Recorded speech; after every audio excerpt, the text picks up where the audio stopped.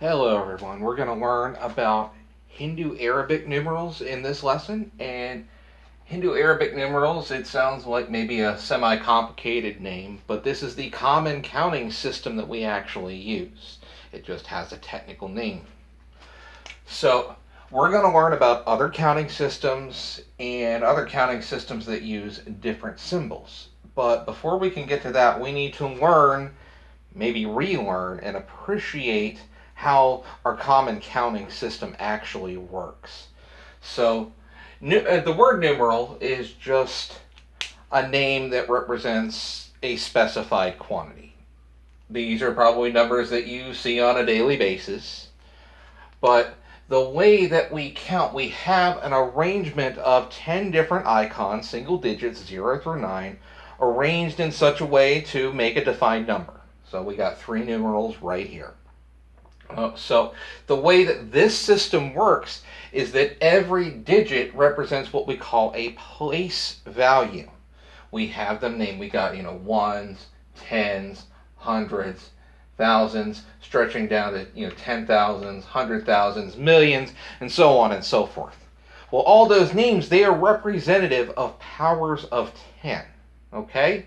And with 10 different icons and something that represents a power of 10 for each digit position that we have, place value, if you will, that is a pretty good indicator of something that we call a base 10 system.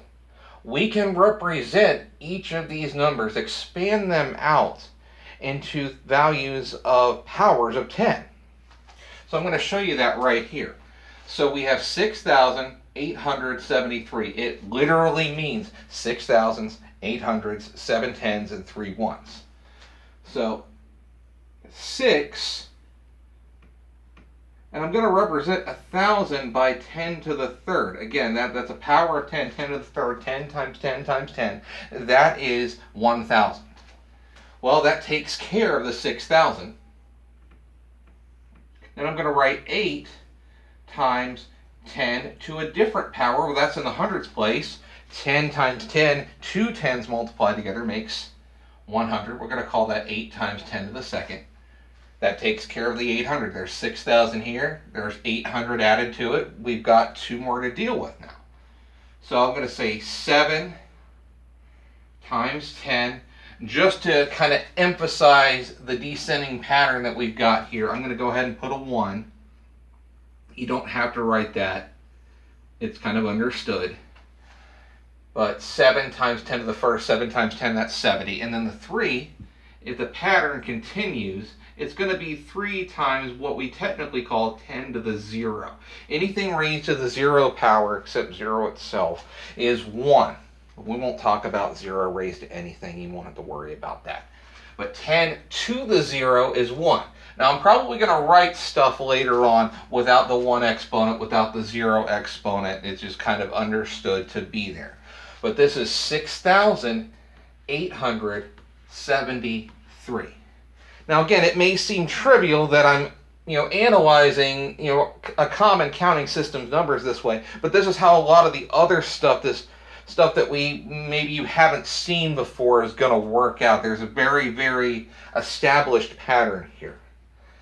So let's move on to the next one. 45,019.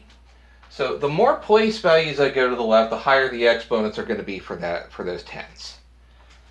So if a ones place is 10 to the 0, 10 to the first, 10 to the second, 10 to the third, this should probably be 10 to the fourth. So this is going to be 4 times 10 to the fourth plus 5 times 10 to the third.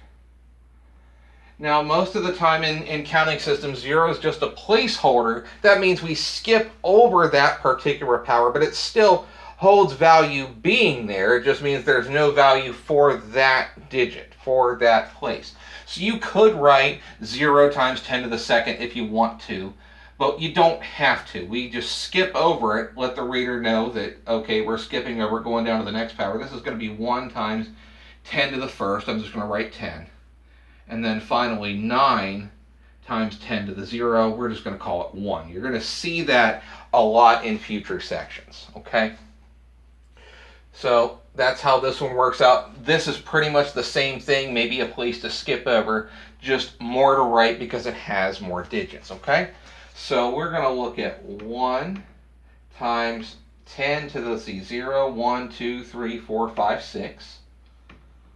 10 to the 6th plus 3 times 10 to the 5th.